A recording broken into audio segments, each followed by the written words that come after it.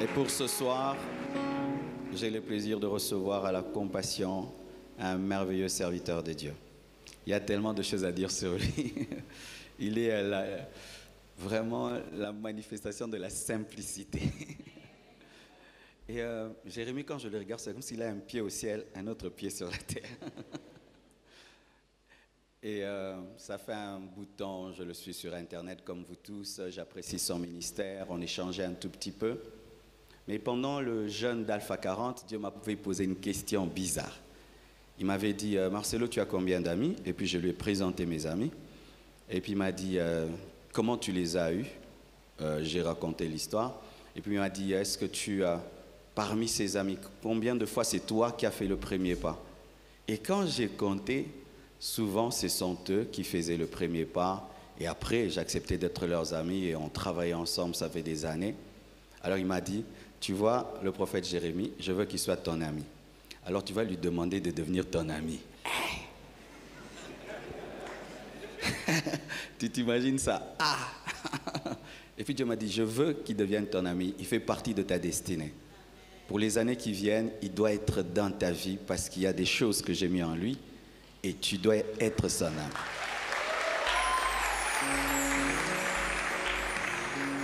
Alors je lui ai écrit et je lui ai demandé, il a accepté.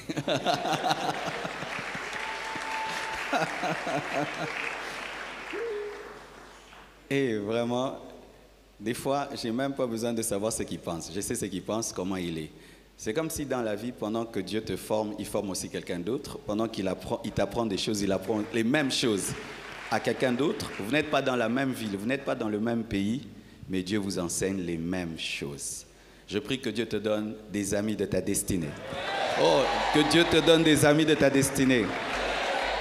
Mais tu dois être humble.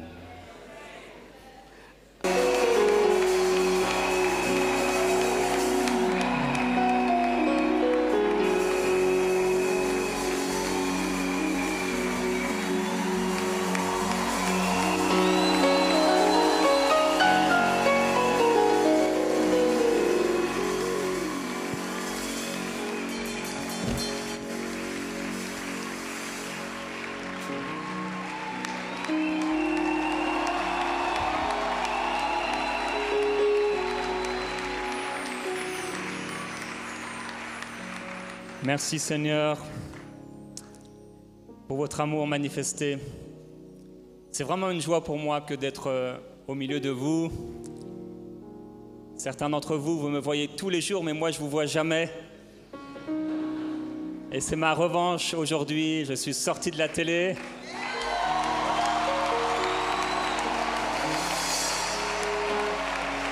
Pour venir vous rencontrer.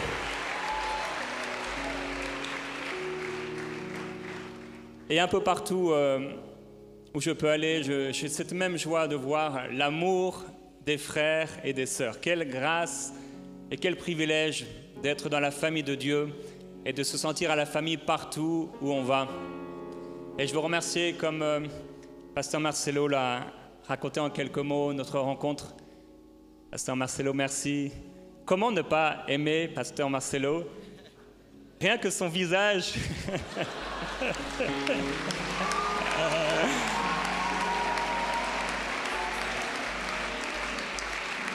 Et je remercie également Maman Blanche et tous ceux qui ont permis un tel événement à pouvoir être réalisé. Merci à tous ceux qui servent. Et merci également de la part de MCI, de toute l'équipe, pour tous ceux qui un jour ont prié, un jour ont fait un don, que ce soit à enseigne-moi.com à l'époque ou à EMCI TV. Merci vraiment à vous tous d'être partenaires de cœur avec cette grande vision qui impacte des millions de personnes dans la francophonie. Et c'est une vraie joie pour nous que de vous servir, de servir à l'Église et de servir le Seigneur. Alors vraiment que le Seigneur vous bénisse particulièrement. Et j'aurais voulu être là avec mon épouse Annabelle, j'espère la prochaine fois, avec ma fille Eden qui vient d'avoir 17 ans il y a quelques jours. Mais j'espère que la prochaine fois, elles pourront être là. Vous pouvez vous asseoir si vous le souhaitez.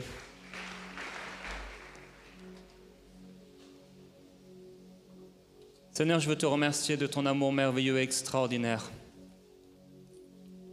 Je prie, Père Céleste, que ce soir, celui et celle qui est là puisse recevoir une nouvelle révélation de ton amour. Alors qu'on est chargé et fatigué, un instant dans ta présence, rencontré par ton amour, nous sommes transformés,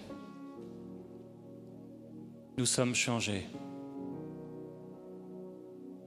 Et ce soir, nous voulons regarder à toi. Tu es notre ami précieux. Tu es le fidèle ami. Tu es le prince de la paix. Tu es le Seigneur des seigneurs. Nous désirons une amitié plus grande avec toi, un amour nouveau, une nouvelle communion. Merveilleux Jésus-Christ. Viens, Seigneur Jésus. Ouvre ton cœur à la présence du Seigneur Jésus ce soir. Si on peut simplement fermer nos yeux et réaliser que Jésus est là. Et non seulement il est là, mais il veut se révéler à toi d'une façon nouvelle et particulière. Seigneur Jésus, tu es tout pour nous. Nous t'adorons et nous t'aimons. Jésus. Seigneur, nous te glorifions. Oui, Jésus. Ta douceur, ta tendresse, viens te révéler, Seigneur Jésus. Viens te révéler à nos cœurs d'une façon nouvelle. Avec ta tendresse, viens nous révéler ta douceur d'une façon nouvelle. Oh Jésus, viens me révéler ta tendresse. Viens me révéler ta douceur. Oh, viens me révéler ton amour. Viens me révéler ta douceur. Il n'y a pas plus doux que toi. Il n'y a pas plus tendre que toi. Il n'y a pas plus amoureux que toi. Tu nous as aimés le premier, ô Dieu, avant qu'on puisse penser à toi. Oh,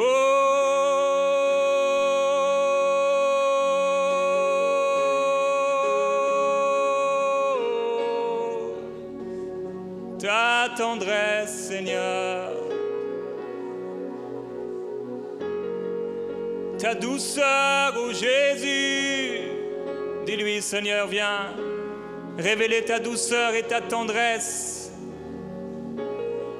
Merveilleux Jésus-Christ. Oui, viens. Viens te révéler, Jésus. Viens briser les chaînes de la religion, les chaînes de la méchanceté, les chaînes de la calomnie, les chaînes de la souffrance, les chaînes de la pauvreté, les chaînes de la haine. Oui, viens briser les chaînes, ô Dieu.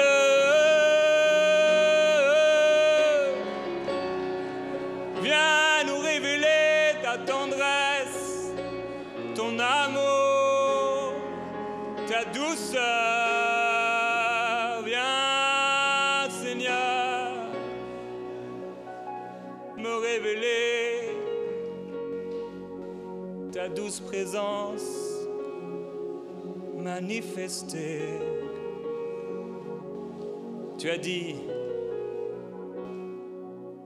laissez venir à moi les petits enfants, car le royaume de Dieu est pour ceux qui leur ressemblent. Ce soir, Seigneur, nous ne voulons pas venir avec notre apparence, avec ce que le monde déclare être bien, bon. Et nous nous présentons devant toi avec notre cœur rempli d'amour pour toi. Nous voulons vivre cette simplicité qui est en toi, cette communion sincère et véritable, cette relation profonde et merveilleuse. Merci pour ton amour pour ton peuple. Merci pour tes compassions, ta bienveillance qui se renouvelle chaque matin. Merci pour ta miséricorde et de nous avoir aimés le premier. Merci pour la grâce, Seigneur, que tu vas déposer ce soir. Au nom glorieux de Jésus-Christ, nous t'adorons, Seigneur.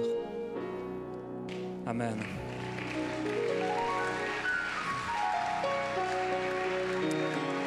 Merci, Seigneur. Jésus a dit un jour à ses disciples, il leur a posé cette question, « Qui dit-on que je suis, moi, le Fils de l'homme ?» Quelle question étonnante de la part de celui qui sait tout, qui connaît tout. Qui dit-on que je suis? Et à cette question étonnante, une réponse étonnante, puisque certains disent, les uns disent que tu es Jean-Baptiste, les autres disent que tu es Élie, ou même Jérémie, ou encore l'un des prophètes. Quelle réponse étonnante de réaliser que le Seigneur Jésus a été interprété, n'a pas été reconnu. La lumière est venue dans les ténèbres ne l'ont pas connu ni accueilli. Mais à tous ceux qui l'ont reçu, il a donné le pouvoir de devenir enfants de Dieu. De ceux qui sont nés non de la chair ni du sang, mais de la volonté du Père qui est dans les cieux. C'est la volonté, et c'était la volonté de Dieu le Père, ton Père, de te sauver. C'était le désir de Dieu depuis la chute d'Adam, que tu puisses être réconcilié avec lui. Il t'a tellement aimé qu'il a pourvu au moyen de sacrifices parfaits en envoyant Christ mourir à ta place, à ma place. Le Père a désiré et il a voulu te racheter parce que tu comptais pour lui. Il dit, qui dit-on que je suis? Et pour certains, il est un prophète. Et en réalité, nous avons tous quelque part une certaine révélation du Seigneur Jésus. Et si Jésus est simplement un prophète pour nous, alors nous allons vivre avec lui et nos rapports avec lui seront tels que les musulmans pour qui Jésus est un prophète. Mais plus nous découvrons Jésus et plus nous découvrons les facettes et les réalités de son caractère et de sa personne, et plus nous sommes transformés, et cette transformation provoque des changements dans notre relation avec lui. Notre révélation de Christ changera la relation que nous aurons avec lui. Si nous nous limitons au fait que Jésus est un prophète, nous n'allons pas aller plus loin et recevoir simplement de lui ce que les prophètes pouvaient apporter. Comme les prophètes Élie et Élisée, capables de multiplier de la nourriture, comme Moïse, capable de donner à boire, d'appeler les cailles et de donner à manger à une foule. Mais Jésus veut bien plus que te donner à manger. Jésus veut se révéler à toi et être ton ami. Il m'a été facile d'être l'ami du pasteur Marcelo, votre pasteur. Et c'est vrai, je dois le dire, juste déjà comme je l'ai dit, à cause de son visage. La douceur. Au-delà des mots et des paroles, parfois, pour ne pas dire souvent, tranchante. L'amour du Seigneur dans son cœur. Même ceux qui ont écrit les évangiles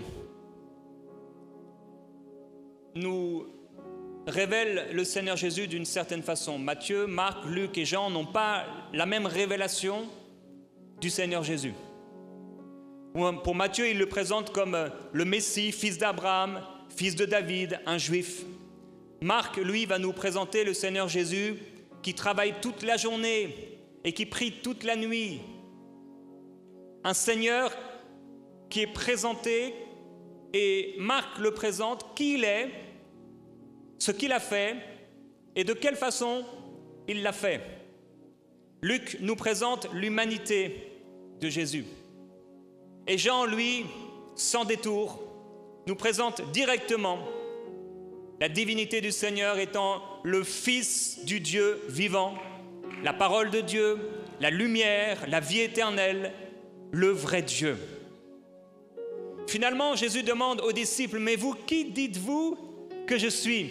Et cette réponse extraordinaire de Pierre, « Tu es le Christ, le Fils du Dieu vivant. » Et à cette réponse, le Seigneur Jésus de déclarer, « Ce n'est pas la chair et le sang qui t'ont apporté une telle révélation, mais le Père, mon Père, qui est dans les cieux. » C'est la volonté du Père qui est dans les cieux, c'est la volonté du Saint-Esprit qui révèle Jésus, de te révéler, de me révéler Jésus-Christ d'une façon rafraîchie et nouvelle, que nous puissions le connaître toujours plus.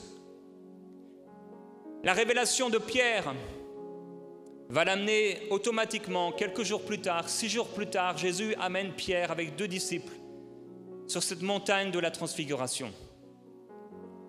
Et sur la montagne de la Transfiguration, les disciples qui ont mangé avec Jésus, qui ont vécu avec lui, qui ont dormi à ses côtés, qui l'ont vu enseigner et faire 10 miracles, vont recevoir une révélation du Seigneur Jésus qu'ils n'avaient jamais reçue jusqu'à ce jour.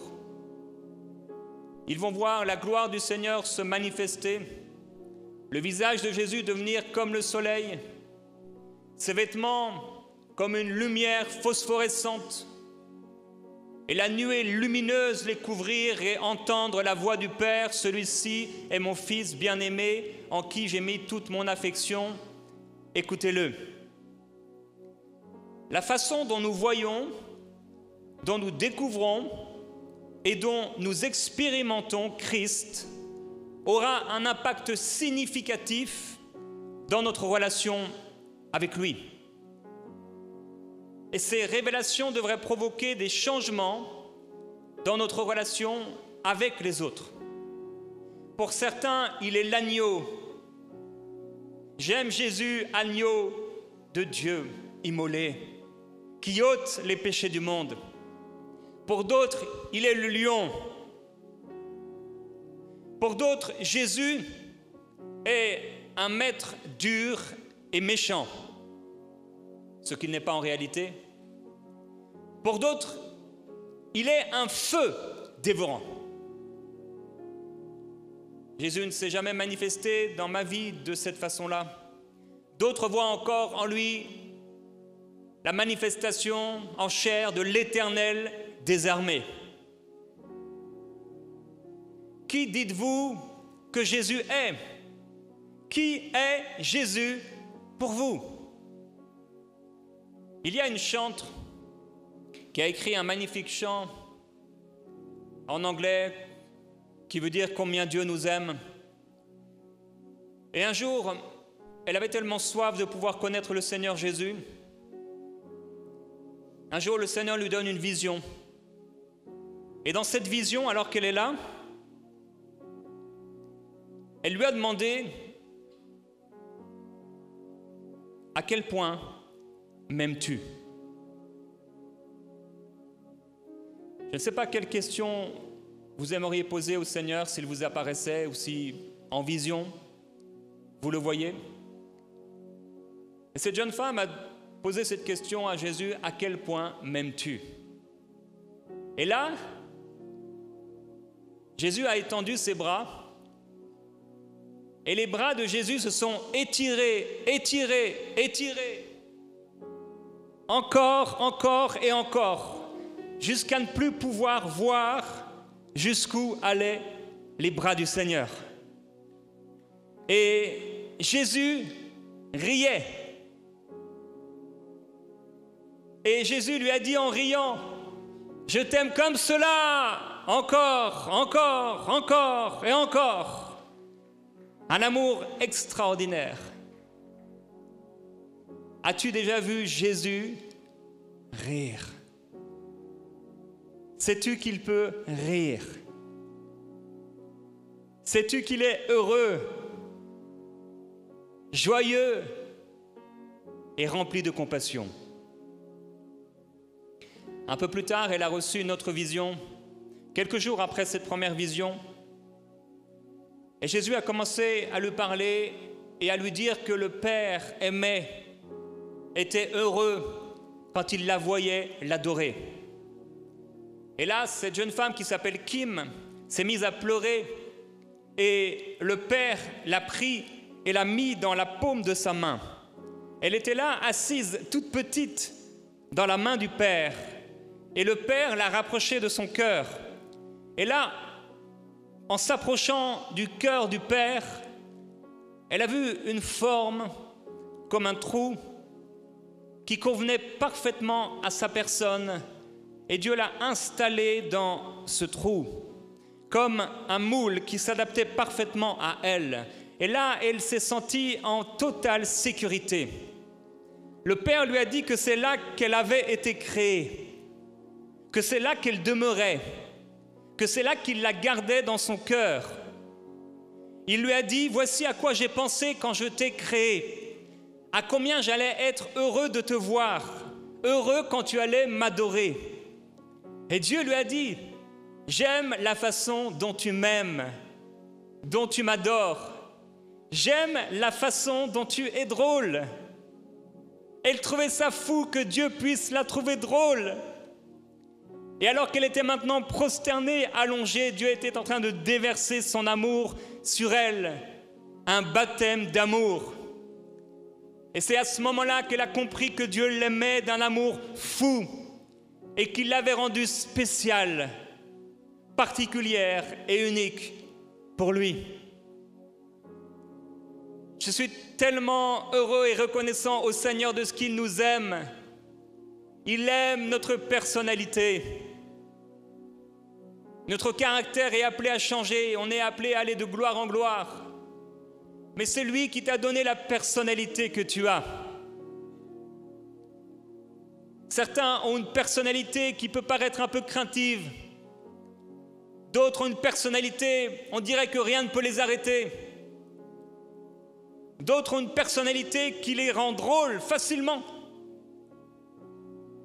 D'autres ont une personnalité qui fait qu'ils peuvent parler facilement à n'importe qui et d'autres, au contraire, n'ont pas la parole facile. Et nous pouvons être tellement heureux et joyeux de ce que Dieu nous aime, tels que nous sommes. Je n'ai pas besoin de faire semblant avec Dieu. Je n'ai pas besoin de lui faire croire que je suis un bon chrétien. Je n'ai pas besoin de faire semblant avec lui. Tout comme David n'avait pas besoin de s'arrêter d'être ce qu'il était, un amoureux de Dieu, dansant avec passion devant l'arche de l'Éternel. Il n'y a pas besoin d'apparat, de vêtements particuliers pour s'approcher du Père. Et même si aujourd'hui on a nos beaux habits, mademoiselle porte sa plus belle robe pour venir à l'église, monsieur son plus beau costume et sa cravate tout dernièrement offerte par son épouse. Et c'est bien. Mais même dans ta douche, tu peux l'adorer et vivre la gloire du Seigneur.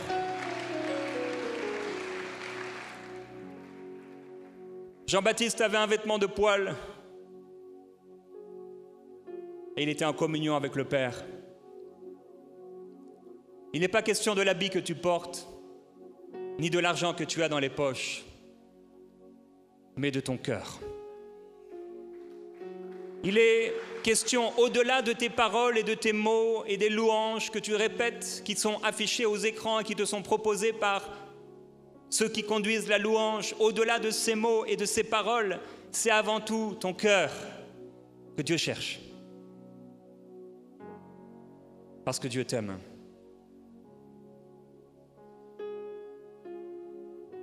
Le Seigneur, ton Dieu, t'aime. Et il t'aimera toujours. Gaizem benayo, nachaka, yonamotema penalingakayo. Ya solo ozali nakilo, namisonangae. Como nayo etondisi, motema na molimona, ngae na esengo. Yango wana, nateki bikolo ya mokili, ponanza wayo. Laningakayo, atasoki tatana mama, nabaninga basundoli yo.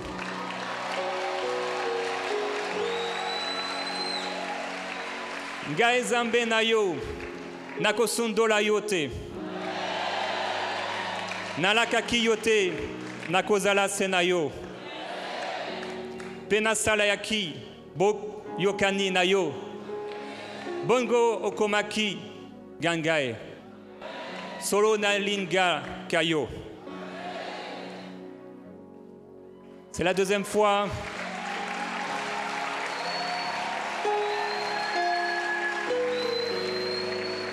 C'est la deuxième fois que je viens à Kinshasa. Et quand je suis venu la première fois, et cette fois-ci, je dis, c'est pas possible que je vienne sans leur parler, ou en tout cas essayer de parler lingala. Juste parce que je ressens l'amour que vous avez pour moi. Et je ne peux faire autrement que de répondre un peu selon mes possibilités, avec mon amour pour vous, en m'adressant dans la langue que vous aimez particulièrement et que vous pouvez parler où que vous soyez dans le monde. Et de la même façon, Dieu a un langage qui nous est propre. Dieu nous parle de façon particulière et spéciale. Dieu se révèle et il nous apporte des révélations qui vont changer la perception que nous avons de lui. Et il nous apporte la révélation dont nous avons besoin au moment où nous en avons besoin. Il se révèle comme le père des orphelins quand tu perds ton parent. Il se révèle comme l'époux précieux quand ton époux t'a quitté. Il est Dieu, le pain de vie quand tu as faim, la source d'eau vive quand tu as soif. Il est le rocher véritable quand tu manques de stabilité. Et je prie aujourd'hui que Jésus puisse se révéler à toi d'une façon spéciale. Jésus était et demeure encore un homme de relation. Je suis toujours émerveillé de réaliser que le Seigneur aime être avec moi. Et je ne peux que m'émerveiller comme David devant les nombreuses étoiles en regardant le Père. Mais qu'est-ce que le Fils de l'homme pour que tu prennes soin de lui, que tu prennes garde à lui? Dieu ne nous aime pas collectivement, premièrement, mais individuellement. Et il aime ta présence. C'est surprenant de voir que Jésus aimait être avec les gens. Même s'il avait ces temps d'intimité avec le Père, où il ne voulait pas être dérangé, il avait également ces temps de repos. Il était la plupart du temps avec des gens. Parce qu'il aime les gens. Il mangeait et il buvait avec eux au point où les pharisiens ont dit qu'il était un buveur de vin. Un jour, il est là dans la foule, au milieu de la foule, nombreuse. Mais il s'arrête devant un arbre. Et là, un petit homme, Zachée, est monté dans l'arbre pour voir Jésus qui passait. Et Jésus s'arrête et lui dit, Zachée, descends rapidement de ton arbre, parce qu'il faut que je demeure aujourd'hui dans ta maison. Le Seigneur Jésus veut demeurer aujourd'hui avec toi, dans ta maison. Il veut être avec nous. Il veut s'arrêter aujourd'hui et souper avec toi. Jésus ressuscité va montrer ses mains et ses pieds aux disciples. Tu peux voir facilement les mains de quelqu'un, sauf s'il les cache dans ses poches, mais les pieds d'une personne, c'est plus difficile. En général, il faut de l'intimité. Il leur a montré ses pieds et dans leur joie, ils ne croyaient pas encore, tellement ils étaient choqués, étonnés de ce qu'il était ressuscité. Et cette première apparition du Seigneur Jésus extraordinaire, il est vraiment sorti du tombeau. Ce qu'il a dit est vrai. Après avoir déclaré que la paix soit avec vous, qu'est-ce que Jésus leur dit? Avez-vous ici quelque chose à manger? Mais jamais, si on avait réfléchi, on aurait pu imaginer que le Messie ressuscité allait vouloir aller rencontrer les disciples pour manger avec eux.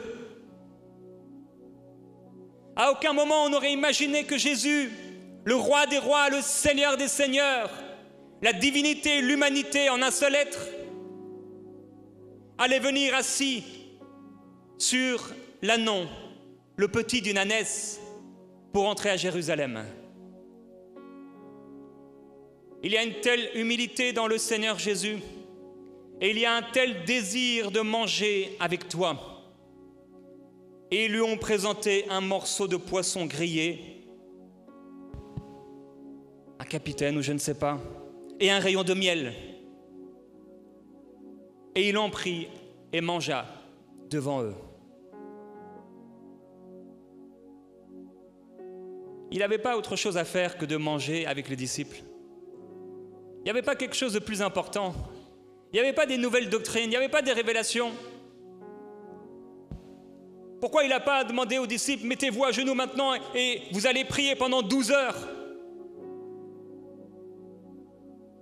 Il a dit que quand le Fils de l'homme partirait, alors ce sera le moment de jeûner.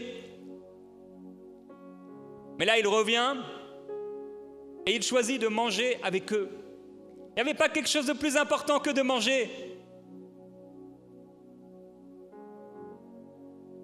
Il n'y avait pas l'humanité à sauver. Ce qui intéresse le Seigneur Jésus, c'est d'être en communion avec toi. Il veut être ton ami. Il veut que tu puisses le connaître et l'aimer d'une façon nouvelle et particulière, qui te sera singulière j'aime le Seigneur Jésus et la manifestation de mon amour pour lui est différente, certainement, que la vôtre. On a des points en commun de la façon dont nous aimons Dieu, mais chacun, selon sa personnalité et sa révélation de lui, a une façon particulière de l'aimer. Je crois que la chose que j'aime le plus au monde, et je pèse mes mots, c'est lorsque je suis allongé quelque part dans la glorieuse présence du Seigneur et que je pleure émerveillé par son amour. Il n'y a pas de plus grande chose pour moi que d'être prosterné, de ressentir la gloire de Jésus, la présence du Seigneur Jésus, et d'avoir une nouvelle fraîcheur dans la révélation de son amour pour moi. Et je ne peux que pleurer d'émerveillement de ce qu'il m'aime. J'ai un sauveur qui m'aime. Tu as un ami qui t'aime, un époux bien-aimé qui t'aime, avec passion, avec ardeur, avec zèle. Il est fou d'amour pour toi. Il est passionné d'amour pour toi. Il aime ta personnalité, il aime ta personne, il l'a voulu. Tu as été formé dans le cœur du Père et tu as été envoyé dans le monde pour pouvoir être en relation avec lui, le connaître et l'aimer. Et la vie sur cette terre est une préparation, une simple préparation à une révélation plus grande où nous le connaîtrons comme il nous a connus et nous le verrons face à face. C'est une préparation, mes frères et mes sœurs, non pas à être des gens importants, non pas à avoir des montagnes d'immeubles et de maisons, mais à le connaître lui. Bien sûr, nous devons accomplir la volonté du Père. Bien sûr, il y aura des choses que le Seigneur Jésus va nous demander de faire et d'accomplir. On va devoir marcher sur le chemin qu'il a tracé devant nous. Oui, ton Dieu ordonne que tu sois puissant, mais il n'y a pas de puissance sans amour. Il n'y a pas de richesse sans Jésus. À quoi servirait-il à un homme de gagner le monde s'il perdait son âme? Oui, nous pouvons être riches, mais seulement riches pour Dieu. Je prie que nous puissions le connaître et réaliser combien il nous aime. Les disciples ont pêché toute la nuit sans rien prendre. Et voici que Jésus, sur le rivage, leur dit: petits enfants, avez-vous quelque chose à manger? Jésus a-t-il un problème pour qu'à chaque fois qu'il se réveille, il veuille manger? Ils n'ont rien pris. Il leur dit: bien, jetez le filet du côté droit. En réalité, il n'a pas besoin d'eux. Il n'a pas besoin de leur poisson. Il n'a pas besoin de leur filet, parce qu'il est révélé quelques versets plus tard, quelques mots plus tard, qu'il l'a déjà préparé à manger. Imaginez, madame, mademoiselle et monsieur, tous les jours où vous faites à manger. Je suis reconnaissant à chaque fois que mon épouse me fait à manger, surtout quand ce sont des temps particuliers où je la vois dans la cuisine pendant longtemps. Et je me dis, mais elle a cuisiné pendant 30 minutes, pendant 1 heure, pendant 2 heures, et nous on a mangé ça en 10 minutes. Jésus avait préparé à manger. Il y avait un feu et du brasier, et il y avait des poissons posés dessus. Suffisamment pour nourrir les disciples, j'en suis sûr, et du pain. Mais les voilà avec la pêche miraculeuse. Jésus, voulant les rendre participants, communier avec eux, leur dit: apportez-moi quelques poissons. C'est un échange avec lui. Un échange.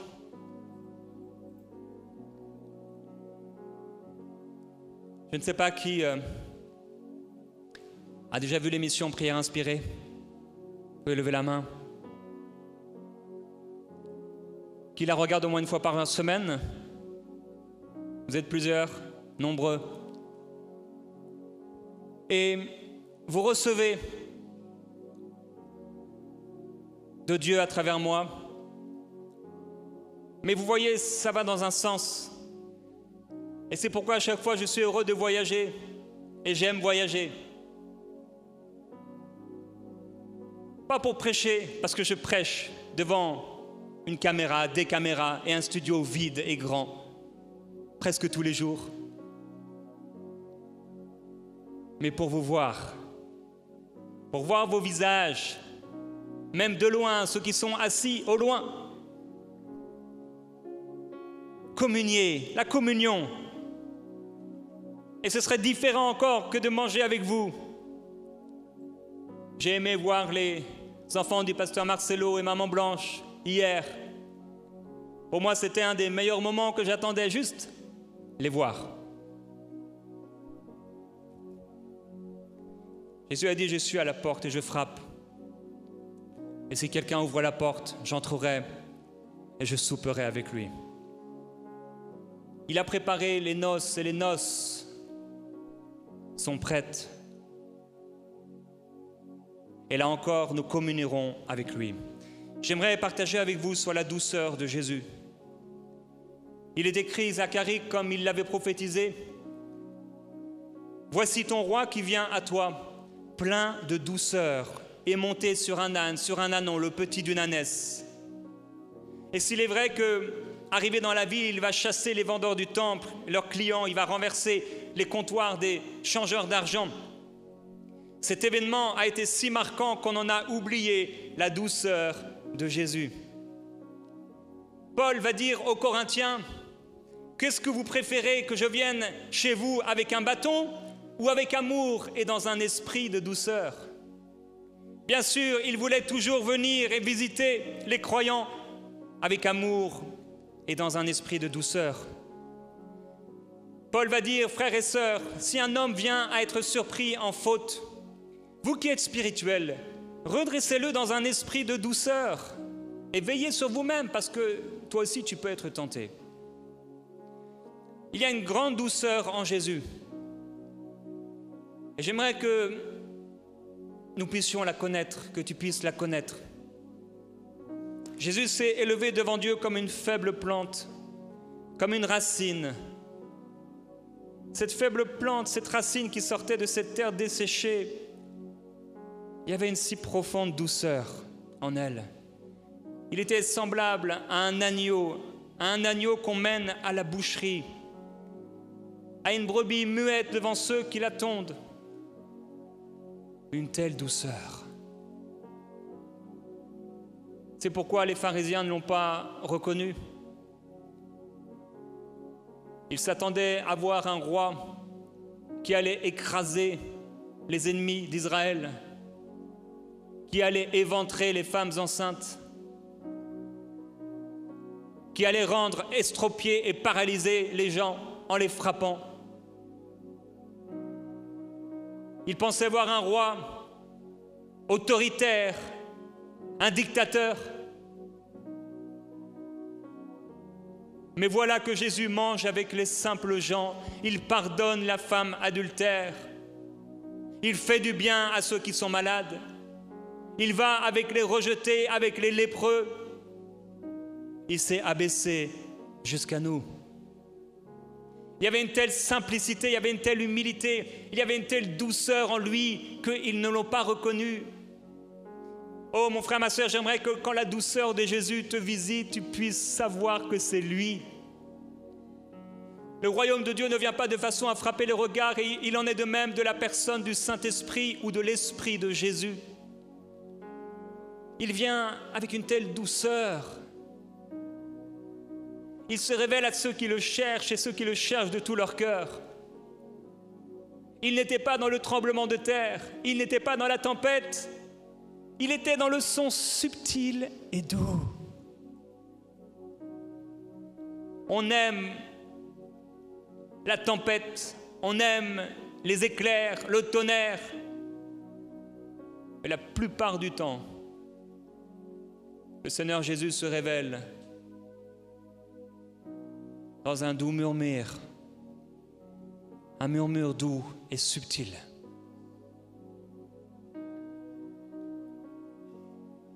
Est-ce que vous pouvez voir la douceur du Seigneur Jésus sur la montagne, le mont des béatitudes? consolant ceux qui pleurent et les pauvres en esprit. Sa douceur envers ceux qui ont faim et soif de justice. Voyez-vous sa douceur devant la foule, en révélant, en donnant à la foule leur véritable identité, lumière du monde et celle de la terre, et encourageant la foule à pratiquer de bonnes œuvres envers tous les hommes. Est-ce que vous voyez sa douceur, encourageant encore la foule à la justice, à se réconcilier avec les autres, à pardonner ceux qui nous ont fait du mal, à aimer au-delà des amis, même les ennemis. Voyez-vous sa douceur en nous invitant à ne jamais commettre l'adultère, à donner à ceux qui nous demandent, à faire preuve d'un si grand amour qu'on pourra aimer même nos ennemis comme il nous a aimés, à pardonner leurs fautes et à pardonner les fautes des hommes comme nous avons nous-mêmes été pardonnés par le Père. Quelle douceur, voyez-vous, sa douceur en nous rassurant que Dieu répondra à nos prières là dans le lieu secret, en nous rassurant sur la provision du Père Céleste qui prend soin de nous. Voyez-vous la douceur de Jésus devant la femme samaritaine, lui présentant des fleuves d'eau vive qui jailliront jusque dans la vie éternelle, au lieu de la condamner à cause de ses péchés qu'il connaît pourtant. Voyez-vous sa douceur devant la femme à la perte de sang, toute tremblante, et lui disant « Prends courage, ma fille, ta foi t'a guérie ». Il était tellement différent des pharisiens. Elle a cru en ce qu'il pouvait lui apporter, mais elle n'était pas convaincue en la nature de son caractère et de sa personne. Parce qu'ayant reçu ce qu'il pouvait donner, Jésus voulait maintenant se présenter à elle ce qu'il était. Il n'était pas comme les pharisiens qui parfois pouvaient, pour montrer aux autres qu'ils faisaient des bonnes œuvres, donner un peu d'argent, faire du bien aux pauvres, mais avec le cœur dur, endurci, méchant. Jésus non seulement faisait du bien aux gens, mais il est et il était amour. Est-ce qu'on peut voir la douceur de Jésus rassurant les disciples dans la tempête qui croient voir un fantôme? Il aurait pu leur crier dessus: vous ne comprenez rien, je vous ai tout enseigné. Et même s'il y a eu des fois où il paraissait être fâché, je suis convaincu même que là, on pouvait discerner la douceur et l'amour du Seigneur. Il leur dit: prenez courage, c'est moi, n'ayez pas peur. Et je vois cette même douceur lorsqu'il dit à Pierre un peu plus tard: homme de peu de foi, pourquoi as-tu douté? Est-ce que vous pouvez voir cette douceur? Est-ce que vous pouvez ressentir cette douceur? Ou est-ce que la révélation que vous avez de Jésus est tellement éloignée de ce qu'il est que vous ne voyez en lui que colère, condamnation, un homme qui culpabilise, un Dieu comme un tyran, avec un bâton prêt à vous frapper? Est-ce que vous pouvez voir l'amour et la douceur de Jésus, encourageant les disciples à ne pas être comme les chefs tyranniques et abuseurs de ce monde, mais à être comme des serviteurs, les serviteurs de tous? Est-ce que vous voyez l'amour et la douceur de Jésus accueillant les petits-enfants rejetés, ceux qui dérangent pendant nos réunions, et les bénissant? Il y a de la douceur en Jésus. Il y a également de la compassion en lui. Il est amour. Est-ce que vous pouvez voir sa compassion devant la foule qui n'a pas mangé? Il aurait pu les laisser aller, leur apprendre un peu le jeûne, la mort à soi. Mais au lieu de cela, il multiplie la nourriture pour leur donner à manger parce qu'il a de la compassion. Est-ce que vous pouvez voir sa compassion devant cette foule? Il la considère non pas comme des ignorants, des incapables. Il la considère non pas comme une bande de pécheurs. Mais quand il les voit comme des brebis, chargées, fatiguées, sans berger. La compassion de Jésus est si grande. Est-ce que vous pouvez voir sa compassion détruisant la puissance satanique, les œuvres diaboliques sur la vie des gens, libérant les personnes de leur maladie et du pouvoir des démons? Voyez-vous son amour envers Marie, qui offrait un parfum et qui va essuyer les critiques des gens religieux. Est-ce qu'on peut voir son amour devant la femme adultère, la libérant de ses agresseurs, couvrant ses péchés et l'encourageant à changer? Voyez-vous son amour devant l'homme paralytique en lui disant « Prends courage, mon enfant, tes péchés te sont pardonnés ». Il y a en Dieu amour, compassion, miséricorde, bienveillance, douceur. Dieu dit « Ne touchez pas à mes serviteurs, ne touchez pas à mes oints ». Dans le jardin, comme une victime expiatoire, Jésus dit aux soldats « Prenez-moi, mais laissez-les aller ». Selon qu'il est écrit, je n'ai perdu aucun de ceux que tu m'as donnés, si ce n'est le fils de la perdition. Dans le livre de l'Apocalypse, il est écrit, Jean va voir et va dire, il me montra un fleuve d'eau vive, limpide comme du cristal, qui sortait du trône de Dieu et de l'agneau. Il y a une telle douceur dans ce fleuve. Et je prie que tu puisses marcher dans le fleuve d'eau vive qui sort du trône de Dieu, limpide comme du cristal. Il y a une telle douceur dans le fleuve de Dieu. Le ruisseau de Dieu est rempli d'eau. Et je prie que tu puisses expérimenter la profondeur de l'amour de Jésus. Voyez quel amour le Père nous a aimés au point où il nous a appelés ses enfants.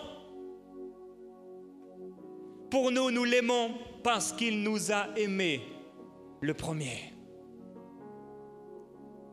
On ne peut pas prouver à Dieu notre amour, il connaît déjà toutes choses. Il nous a aimés avant qu'on puisse avoir une seule pensée pour lui. Il nous aime d'un amour éternel. Et il dit, pousse des cris de joie, fille de Sion. Pousse des cris d'allégresse, Israël. Réjouis-toi et exulte de tout ton cœur, fille de Jérusalem. L'Éternel a détourné de toi les jugements. Il a éloigné ton ennemi. Le roi d'Israël, l'Éternel, est au milieu de toi. Tu n'as plus à redouter le malheur. Ce jour-là, on dira à Jérusalem, n'aie pas peur, Sion, ne baisse pas les bras. L'Éternel est au milieu de toi. L'Éternel, ton Dieu, est au milieu de toi comme un héros qui sauve. Il fera de toi sa plus grande joie. Il gardera le silence dans son amour pour toi. Puis il se réjouira à grands cris à ton sujet. Combien de fois Dieu a choisi de garder le silence face à nos péchés? Je n'ai vu nulle part Jésus parler aux disciples, exposer leurs péchés devant les autres, en les condamnant, en les culpabilisant. Je l'ai vu dans un certain rendez-vous avec Pierre. Pierre, m'aimes-tu? Mais il y a un tel amour même dans ses reproches. Il y a un tel amour même dans sa correction. Il ne peut changer de nature, être quelqu'un d'autre. Il est amour. C'est pourquoi Dieu dit consolez, consolez mon peuple et parlez au cœur de Jérusalem et criez-lui que sa servitude est finie, que son iniquité est expiée, qu'elle a reçu par la main de l'Éternel au double de ses péchés. Tu peux dire j'ai beaucoup péché, eh bien Dieu te donne 2 fois plus que le nombre de tes péchés en amour, en grâce et en bienveillance. J'aime ce passage d'Ézéchiel où le Seigneur dit, par ton origine et par ta naissance, tu es du pays de Canaan, ton père était un Amoréen, ta mère une Hittite. À ta naissance, le jour où tu es né, ton cordon ombilical n'a pas été coupé. Tu n'as pas été lavé dans l'eau pour être purifié. Tu n'as pas été frotté avec du sel. Tu n'as pas été enveloppé dans des langes. Personne n'a porté sur toi un regard de pitié pour te faire ces choses par compassion pour toi. Mais au contraire, tu as été jeté dans les champs le jour de ta naissance parce que tu provoquais le dégoût. Mais je suis passé près de toi et je t'ai aperçu en train de te débattre dans ton sang et j'ai dit, vis dans ton sang, vie dans ton sang. Je suis passé près de toi et je t'ai regardé. Tu étais en âge d'aimer. Et j'ai étendu sur toi le pan de mon habit. J'ai couvert ta nudité. Et je me suis engagé avec toi. Je suis rentré dans une relation d'alliance avec toi, déclare le Seigneur l'Éternel. Et tu as été à moi. Combien d'entre nous ont souffert? Combien d'entre nous, dès la naissance, méprisés, rejetés? Combien d'entre nous n'ont pas été lavés, frottés avec le sel? Combien d'entre nous n'ont pas eu des parents qui étaient là pour nous aimer? Combien d'entre nous ont eu le manque d'avoir un père qui nous aimait, un père qui nous dit « je t'aime », une mère qui nous consolait? Combien d'entre nous on s'est caché tant de fois, ayant été accusés, trahis, trompés, volés, critiqués, calomniés? Combien de fois on aurait voulu que quelqu'un soit là pour nous aimer? Personne n'était là. Mais le Seigneur dit, moi, je t'ai couvert avec le pan de mon habit. Moi, j'ai fait une alliance avec toi. Moi, je t'ai lavé avec de l'eau. Je t'ai frotté avec du sel. Et je t'ai donné des habits remarquables. Mon frère, ma soeur, quelles que soient les souffrances que tu peux vivre en ce moment, certains ont vécu des abus, traumatisés par la guerre, traumatisés par le meurtre, par le crime, traumatisés par la perte d'un être cher. Certains, vous avez perdu quelqu'un dernièrement, il y a quelques années, et vous vivez encore avec ça dans votre cœur. Vous essayez de le camoufler, de le cacher, mais cela vous empêche d'être heureux, et ça vous revient encore à la pensée, encore et encore. Certains, vous vivez avec des injustices, des paroles qu'on vous a dites, comme des paroles de malédiction, et vous vivez avec ces choses et ces paroles, jour après jour et semaine après semaine. Vous avez perdu l'intimité, ça a volé votre joie, et vous n'êtes pas celui et celle que vous devez être. Parce que vous avez été volé et trompé par l'ennemi. Et il a essayé de vous faire croire que Dieu n'était pas amour, que tu étais dur et méchant. Certains, vous avez cru même qu'il était le responsable du chaos, de la destruction et de la désolation qui est venu dans votre vie. Mais aujourd'hui, le Seigneur Jésus-Christ veut ouvrir ton cœur et entrer et guérir et consoler et rassurer et libérer. Et je prie pour vous qui avez souffert trop longtemps. Et je veux faire un appel à tous ceux qui souffrent à l'intérieur depuis trop longtemps. Ce soir, vous réalisez que vous avez caché cette souffrance. Vous ne voulez pas la regarder en face. Certains, vous ne pouvez pas ne pas la regarder parce que chaque jour dans le miroir, chaque jour sur votre lit, chaque jour arrivé à la maison, chaque jour avec ces longues marches pénibles, chaque jour dans les toilettes au travail, les larmes coulent.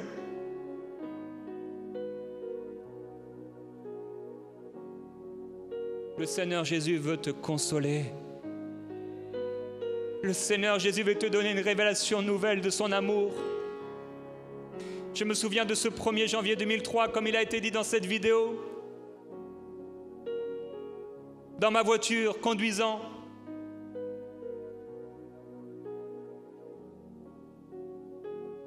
j'ai comme vu Dieu. Je n'ai pas vu ses yeux. Et comme un corps, quelque chose, une forme, descendre. Et à ce moment-là, j'ai ressenti un amour extraordinaire. Je me suis mis à pleurer, à pleurer, à pleurer, au point où j'ai dû m'arrêter sur le bord de la route, sous une révélation de l'amour de Dieu pour moi. Et je réalisais en même temps mes péchés. Ce n'est pas que Dieu pointe du doigt tes péchés, mais plus il s'approche, et plus ces choses sont mises à la lumière. Le but du Seigneur n'est pas de montrer ton péché pour simplement montrer ton péché, mais le but du Seigneur Jésus, lorsque un péché est révélé, est de t'en défaire, est de t'en délier, est de t'en libérer. Il veut que nous puissions vivre la glorieuse liberté des enfants de Dieu. Et je veux prier pour terminer pour tous ceux qui ne goûtent pas encore à cette glorieuse liberté, parce que vous souffrez à l'intérieur. Aucun homme ne pourra combler le vide en vous. Aucun homme ne pourra réellement venir guérir les profondeurs. Il y a des mots qui font du bien, il y a des mots qui guérissent, mais seul Dieu peut guérir dans l'esprit. Et si c'est toi aujourd'hui, je t'invite à te lever. Si tu as trop souffert et tu réalises aujourd'hui que tu n'es pas la personne que tu devrais être, on t'a volé ton intimité avec lui. Il y a des images qui reviennent, il y a des mensonges qui viennent dans ta tête à cause de ce que tu as vécu. Merveilleux Jésus-Christ, je veux prier pour chacune de ces personnes. Je ne pourrais le faire, mais toi tu peux tout. Et alors que tu te révèles comme Dieu amour, je te demande s'il te plaît Seigneur, un baptême d'amour pour ton peuple. Je prie, merveilleux Jésus, que tu puisses te révéler d'une façon spéciale dès maintenant. Ouvre ton cœur, mon frère, ma sœur, et si tu dois pardonner, même à ceux qui t'ont fait du mal, libère ce pardon. Tu n'as pas besoin de ressentir dans les émotions, mais juste d'obéir et de dire « Je pardonne ces personnes, je pardonne ceux qui m'ont fait du mal, je ne veux pas vivre avec ces choses, je veux vivre juste avec toi, Jésus, et ne rien avoir dans le cœur. » Et alors que tu pardonnes, le Seigneur Jésus te visite maintenant et se révèle à toi. Merveilleux Jésus, merci pour ton amour extraordinaire. Je prie, Père, que ce soir, il y ait des forteresses qui tombent, il y ait des mensonges qui tombent, et que ton peuple, Seigneur, que tu appelles dans le désert pour parler à son cœur, puisse vivre avec toi une communion nouvelle, une intimité profonde. Oui, merveilleux Jésus, je prie que tu l'amènes là dans le lieu secret, à réaliser la splendeur de ta grâce, l'infinie grandeur de ton amour, la richesse, ta puissance extraordinaire, ta bonté, ta bienveillance. Je prie, Père, que les mensonges tombent sur ta nature, les mensonges tombent, Seigneur, sur tout ce qui empêche ton peuple de vivre cette communion dans un repas en tête à tête, dans un face à face avec toi. Je veux te glorifier, merveilleux Jésus-Christ. Recevez cette guérison dans votre cœur alors que vous regardez à lui. Ce qu'il commence à faire maintenant, il va le continuer à la maison. Et plusieurs ce soir, vous allez vivre quelque chose de fort avec lui. Et je veux vous encourager, alors que vous vous êtes levés, à retourner chez vous ce soir, quand cette réunion aura été terminée, en réalisant qu'il est à vos côtés et en vous, et qu'il va continuer son œuvre. Alors arrivez à la maison, mettez-vous à genoux, même quelques instants, même sur votre lit, et dites-lui, Seigneur Jésus, continue de faire ce que tu voulais faire.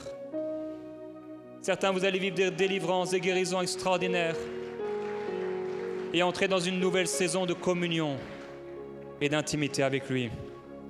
Je vous bénis au nom du Seigneur.